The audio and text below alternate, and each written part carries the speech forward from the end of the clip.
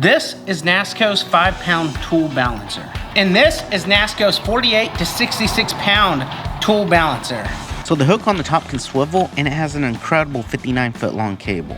And the bolt on the back can adjust the tension strength for the cable. And the green dial on the front will show you the tension strength that the cable is set at. So I'm gonna hang this up and show y'all how it works. All right, so I got this hanging up and I left it pretty low just because I'm a short guy and it'll be easier to tweak while it's down low. So it's got a lock right here on the back. So I'm gonna pull out some slack and then lock it in place so that way I can hook up my tool. And the tool we're testing is the Echo CS800P. This is a 36-inch bar on our biggest chainsaw.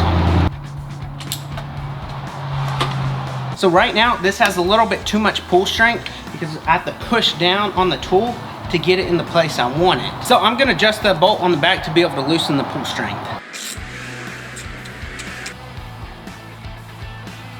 So with the NASCO tool balancer, it pretty much makes any tool that you hook up to this weightless.